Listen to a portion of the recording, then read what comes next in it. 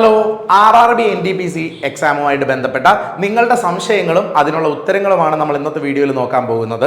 ഒരുപാട് സംശയങ്ങളുമായിട്ട് ഒരുപാട് പേര് നമ്മുടെ യൂട്യൂബ് ചാനലിൽ പലതരത്തിലുള്ള കമൻറ്റുകൾ ചോദിക്കുന്നത് കണ്ടു. അത് വളരെ ജെന്യൂൻ ആയിട്ടുള്ള എക്സാം അപ്ലൈ ചെയ്യുന്നതിന് മുമ്പ് ഒരുപക്ഷെ അറിയേണ്ട പല സംശയങ്ങളുമാണ്. സർട്ടിഫിക്കറ്റുകളുമായിട്ട് ബന്ധപ്പെട്ട പല സംശയങ്ങളുമുണ്ട്, അല്ലെങ്കിൽ അപ്ലൈ ചെയ്യുന്നതുമായിട്ട് ബന്ധപ്പെട്ട സംശയങ്ങളുണ്ട്. ഇങ്ങനെ ഒരുപാട് സംശയങ്ങൾ, അല്ലെങ്കിൽ മൾട്ടിപ്പിൾ സോൺസിൽ നിങ്ങൾക്ക് അപ്ലൈ ചെയ്യാൻ പറ്റുമോ, മൾട്ടിപ്പിൾ പോസ്റ്റുകൾ, ഓരോ പോസ്റ്റിനും സെപ്പറേറ്റ് ആയിട്ട് അപ്ലൈ ചെയ്യണം, ഇങ്ങനെ കുറേ ചോദ്യങ്ങൾ, വളരെ സിമ്പിളായിട്ടുള്ള ഉത്തരങ്ങൾ നിങ്ങൾക്ക് തരാൻ വേണ്ടിയാണ് ഈ വീഡിയോയിൽ ഞാൻ വന്നിരിക്കുന്നത്. അപ്പോൾ ഈ സംശയങ്ങളെല്ലാം നമുക്ക് ക്ലിയർ ആക്കി പോവാം. മാത്രമല്ല, റീസെൻ്റ് ആയിട്ട് ഇന്നലെ റെയിൽവേയുടെ ഭാഗത്തു നിന്ന് ഒരു ഇമ്പോർട്ടൻ്റ് അപ്ഡേറ്റ് ഉള്ളതായിട്ട് നിങ്ങളെല്ലാവരും അറിഞ്ഞു കാണും.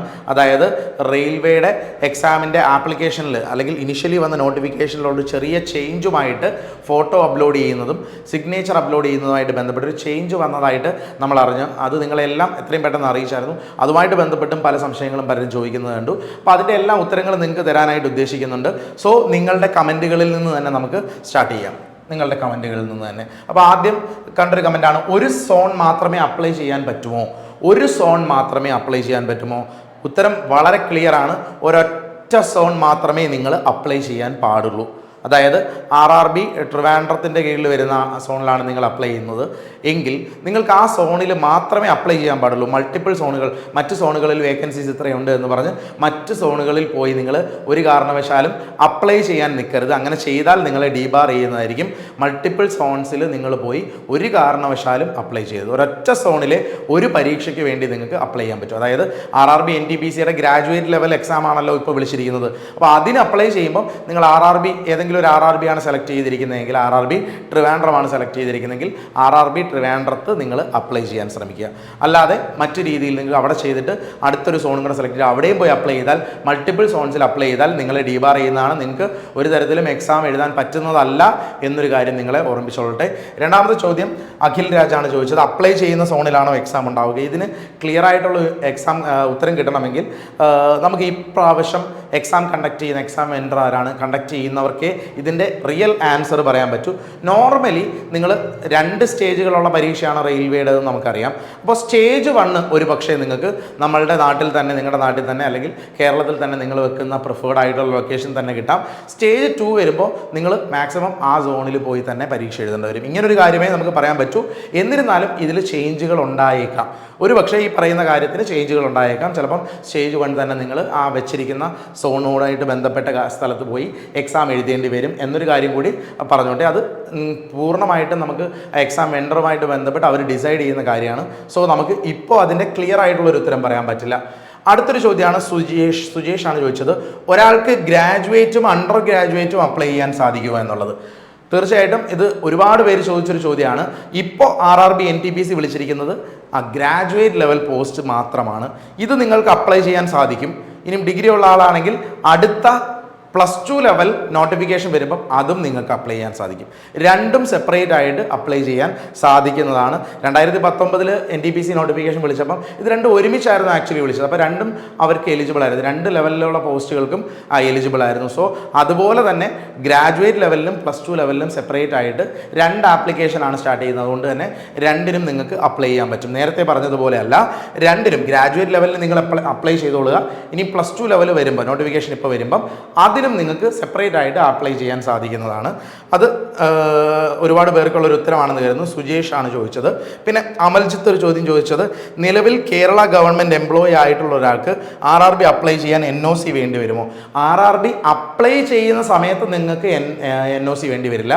പക്ഷേ ഡോക്യുമെൻറ്റ് വെരിഫിക്കേഷൻ, അടുത്ത പ്രോസസ്സിലേക്ക്, അടുത്ത സ്റ്റെപ്പിലേക്ക് പോകുമ്പോൾ നിങ്ങൾക്ക് NOC പ്രൊഡ്യൂസ് ചെയ്യേണ്ടി വരും. അതായത് നിങ്ങൾ എക്സാം എഴുതി എലിജിബിൾ ആയിട്ട് വരികയാണെങ്കിൽ ആ സമയത്ത് NOC പ്രൊഡ്യൂസ് ചെയ്യേണ്ടി വരും. ഇപ്പോൾ അപ്ലൈ ചെയ്യുമ്പോൾ നിങ്ങൾ സ്റ്റേറ്റ് ഗവൺമെൻറ് എംപ്ലോയി ആണോ എന്ന് ചോദിക്കും. നിങ്ങളുടെ പോസ്റ്റ് ഡീറ്റെയിൽസും മറ്റ് കാര്യങ്ങളൊക്കെ എൻ്റർ ചെയ്തിട്ടായിരിക്കും നിങ്ങൾ അപ്ലൈ ചെയ്യുന്നത്.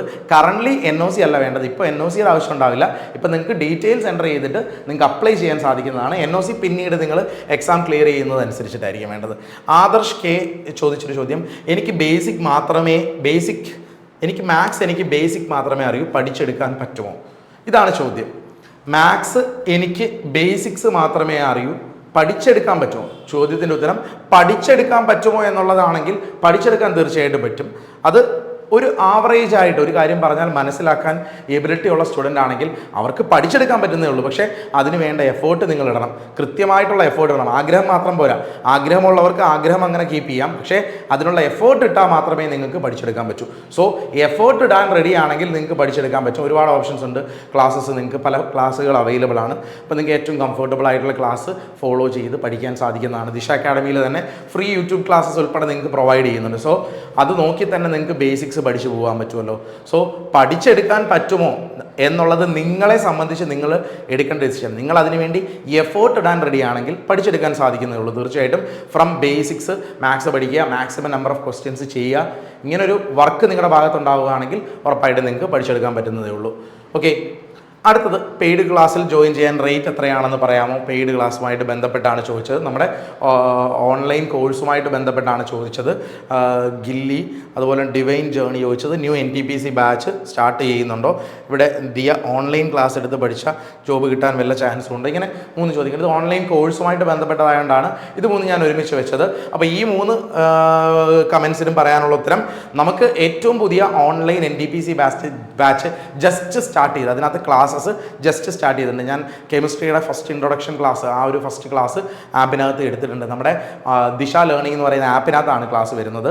അപ്പോൾ നിങ്ങൾക്ക് ആപ്പ് ഡൗൺലോഡ് ചെയ്യാൻ വേണ്ടി താഴെ ഡിസ്ക്രിപ്ഷനിൽ നിന്ന് ആപ്പ് ഡൗൺലോഡ് ചെയ്യാം. അതിനകത്ത് അവൈലബിൾ ആയിട്ടുള്ള ഡെമോ ക്ലാസ്സസ് കാണാം. പിന്നെ അതിനകത്ത് ലൈവ് റെക്കോർഡഡ് ക്ലാസ്സസ് ഒക്കെയാണ് അവൈലബിൾ. അപ്പം NTPCയുടെ പുതിയ കോഴ്സിനെ പറ്റി ജസ്റ്റ് ഒന്ന് പറയാം. RRB NTPC 2024 എന്ന പേരിൽ നമ്മുടെ ദിശ ലേണിംഗ് ആപ്പിലാണ് നമ്മുടെ ഏറ്റവും പുതിയ കോഴ്സ് വന്നിരിക്കുന്നത്.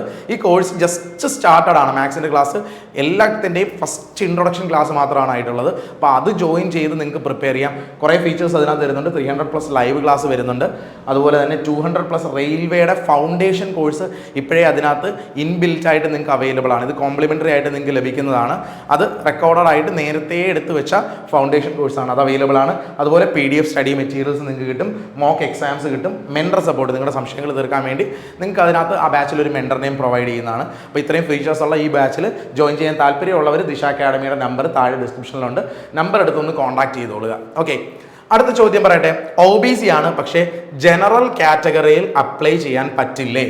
ഈ ചോദ്യത്തിൻ്റെ ഉത്തരം, OBC കാറ്റഗറിയിലുള്ളവർക്ക് OBC reservation, OBC non creamy layer certificate ഉണ്ടെങ്കിൽ നിങ്ങൾക്ക് അത് വെച്ച് അപ്ലൈ ചെയ്താൽ OBCയുടെ റിസർവേഷൻ കിട്ടും. ഇനിയും ആ സർട്ടിഫിക്കറ്റ് നിങ്ങൾക്ക് പ്രൊഡ്യൂസ് ചെയ്യാൻ പറ്റുന്നില്ല, നിങ്ങൾക്ക് ജനറൽ കാറ്റഗറി മതിയെങ്കിൽ സർട്ടിഫിക്കറ്റ് ഇല്ലാതെ ജനറൽ കാറ്റഗറിയിൽ നിങ്ങൾക്ക് അപേക്ഷിക്കാം. അപ്പോൾ ചോദ്യം ക്ലിയർ ആണ്, ഉത്തരം ക്ലിയർ ആണെന്ന് കരുതുന്നു. OBC കാറ്റഗറി ആണ്, പക്ഷേ നിങ്ങൾക്ക് അൺറിസർവ്ഡ് കാറ്റഗറിയിൽ മത്സരിക്കാം. അപ്പോൾ സർട്ടിഫിക്കറ്റ്സ് ഇല്ല എങ്കിൽ നിങ്ങൾക്ക് ജനറൽ കാറ്റഗറിയിൽ മത്സരിക്കാം, വേറെ പ്രോബ്ലംസ് ഒന്നും ഇല്ല. ഓക്കെ, സർട്ടിഫിക്കറ്റ് നിങ്ങൾ പ്രൊഡ്യൂസ് ചെയ്യേണ്ട, അത്ര മാത്രമേ ഉള്ളൂ. ഇവിടെ അടുത്തൊരു ചോദ്യം കണ്ടു, ജനറൽ കാറ്റഗറി ആണ്, കമ്മ്യൂണിറ്റി സർട്ടിഫിക്കറ്റ് വേണം. ജനറൽ കാറ്റഗറിക്ക് എന്തിനാണ് കമ്മ്യൂണിറ്റി സർട്ടിഫിക്കറ്റ്? എന്തിനാണ് അങ്ങനെ ഒരു ചോദ്യം തന്നെ എന്തിനാണെന്ന് മനസ്സിലാകുന്നില്ല.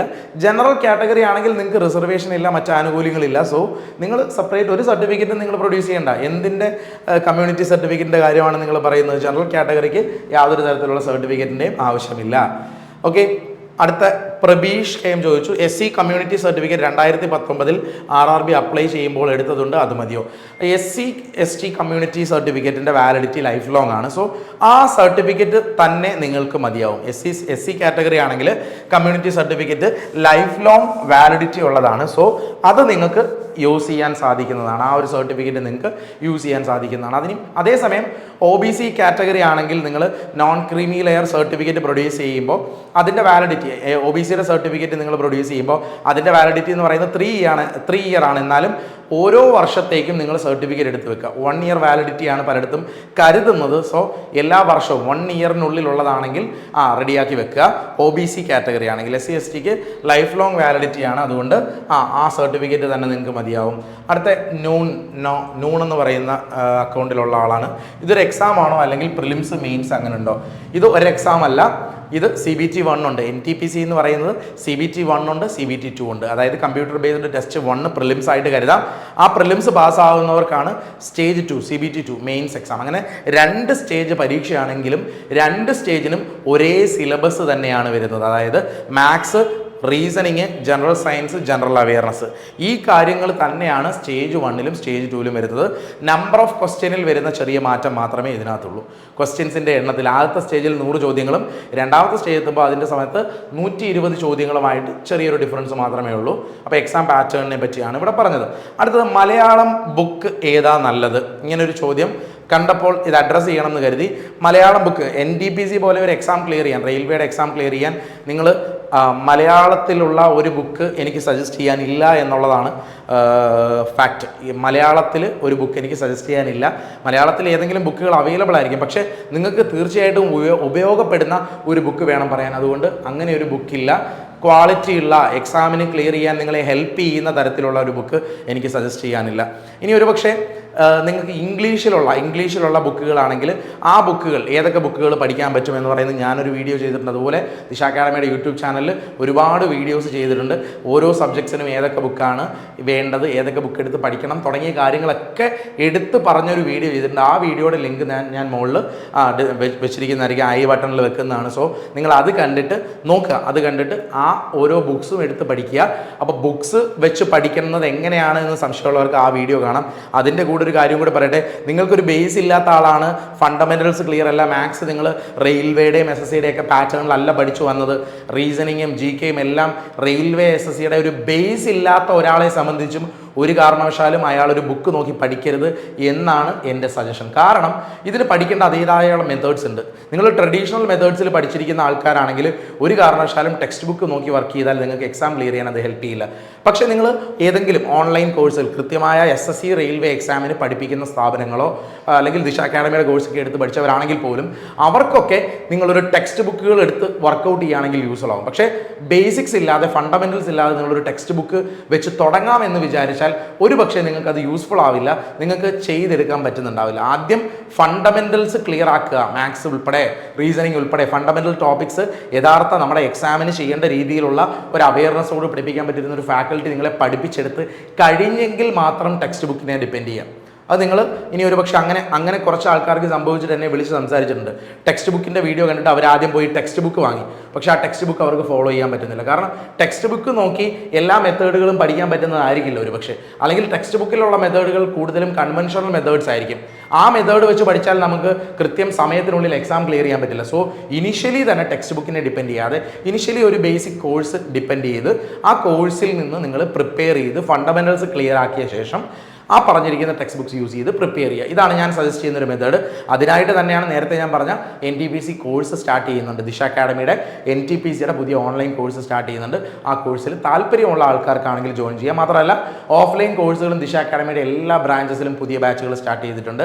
അഡ്മിഷൻസ് ഓപ്പൺ ആണ്. നിങ്ങൾക്ക് അവിടെ ജോയിൻ ചെയ്താലും പഠിക്കാൻ താല്പര്യമുള്ളവർക്ക് പഠിക്കാം. മറ്റെന്തെങ്കിലും സംശയം ഉണ്ടെങ്കിൽ ദിശ അക്കാഡമിയുടെ താഴെ കാണുന്ന നമ്പേഴ്സിൽ കോൺടാക്ട് ചെയ്ത് നിങ്ങൾക്ക് ഇൻഫോർമേഷൻ കളക്ട് ചെയ്യാവുന്നതാണ്. ഇനി ഇതുപോലെ മറ്റ് സംശയങ്ങൾ എന്തെങ്കിലും നിങ്ങൾക്കുണ്ടെങ്കിൽ ആ സംശയങ്ങൾ നിങ്ങൾ ഈ വീഡിയോയുടെ താഴെ കമൻറ്റുകളായിട്ട് രേഖപ്പെടുത്തുക.